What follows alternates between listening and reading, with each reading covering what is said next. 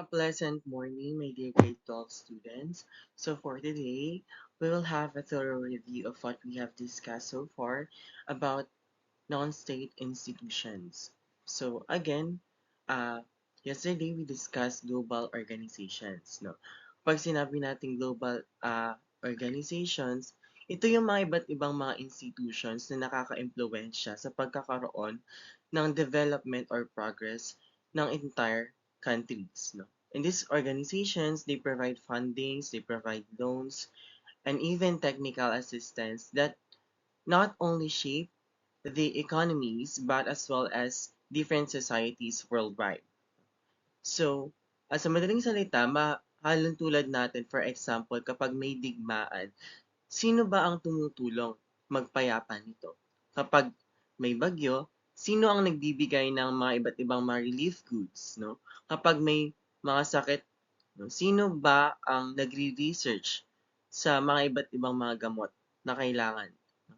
And dito sa non-state institutions, ah, specifically ang global organizations, makikita natin na hindi lang isang bansa ang gumagalaw. Makakatulong din ang mga bansa through global organizations. So today we will going to review ano-ano ba sila, ano ang ginagawa nila, at bakit ba sila importante sa atin or sa ating lipunan. Now again, kapag sinabi nating global organizations, specifically sa pagkakaroon ng development. No? Itong global organizations na ito, no, ginagamit nila yung pagkakaroon ng fundings or pagbibigay ng fundings, ng loans, and as well as grants. Now let's review about funders and donors. Again, kapag sinabi nating funders and donors sa global organizations, they are the ones responsible in providing financial resources, no, for national government. No? And then we have two main types of organizations that we have discussed. We have first the multilateral organizations. Ano ba yung multilateral organizations? Again, kapag sinabi natin multilateral organizations, it is funded by multiple countries. No? Maraming nagpa-fund sa organizations na ito kabilang ang iba't ibang mga countries. Pero hindi siya controlled ng isang bansa. No? It is not controlled by any single government as well. Whereas bilateral organizations, ito naman, it involve one country giving aid directly to another country. It is a government-to-government development partnership. No? Again, how are they different with one another? No? Again, kapag sinabi nating multilateral organizations, funded siya ng iba't ibang mga countries and independent sa isang government. Whereas bilateral organizations on the other hand, ito naman yung pagkabibigay ng aids, iba't ibang mga aids or support or assistance from one country directly to one another. Again, we have ODA or yung Official Development Assistance. Ano ba itong ODA? Para saan ba itong ODA? Saan ba ito magagamit? Again, ODA or Official Development Assistance, it helps nations builds different infrastructures, it improve education and strengthen the healthcare systems ng iba't ibang mga bansa. It refers or kapag sinabi nating ODA, this refers to loans, iba't ibang mga grants given by global organizations, binigay ng iba't ibang mga global organizations para makatulong sa mga iba't ibang mga bansa na magkaroon ng development or tumaas yung ekonomiya ng iba't ibang mga bansa.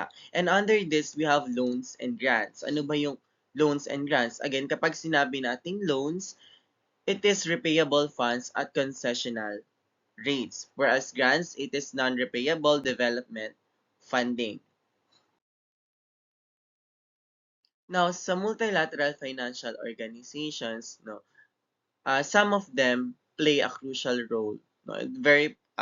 Some of them play a very prominent role sa pagkakaroon ng global development. No? Unang-una na is yung the World Bank. No? Isa ito sa pinaka uh, malaking sources ng development, no? Especially when it comes to financing, providing loans and grants to low and middle income countries for development programs or iba't ibang mga development programs. Ito yung mga itong organizations na ito ang nagpapautang sa gobyerno, sa mga iba't ibang governments mula sa mga iba't ibang mga bansa para na sa gano'n ay mapondohan or magkaroon ng pondo yung mga iba't ibang malalaking projects ng government natin.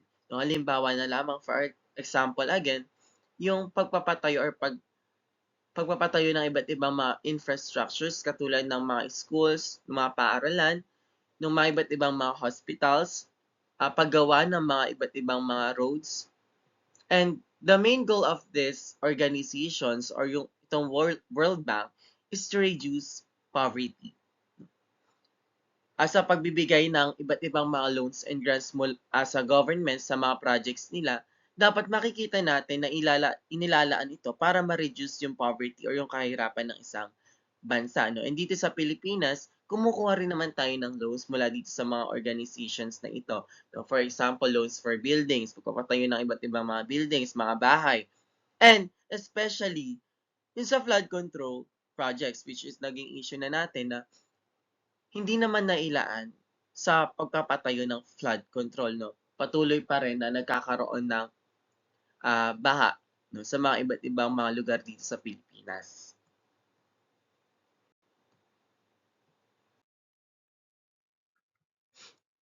Aside from that, we have the International Monetary Fund or International Monetary Bank.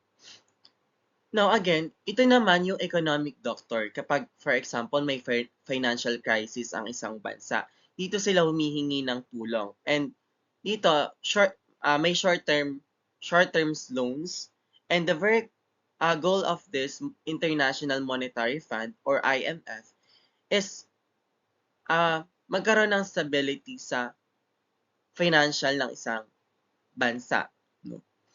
Magkaroon ng financial stability across member nations. Asian Development Bank isa rin itong multilateral organizations na napaka-importante dahil nagpo-provide ito ng peace and economic cooperation. Nagpo-promote ito ng economic developments specifically sa Asia-Pacific regions, no? Kabilang na ang bansang Pilipinas, no? Patuloy na pagpapaunlad sa Asian Pacific regions. Ayan, if you go to their websites, makikita natin again yung mga kabilang na regional members and non-regional members. And tayo rin, party tayo itong Asian Development Bank. So again, we have three pillars of multilateral finance. Again, the first one is the World Bank, global development financing for poverty reduction, mabawasan ng kahirapan ng isang bansa. IMF on the other hand, pangalawa is yung International Monetary Fund kung saan nagkakaroon tayo ng global monetary stability and financial cooperation.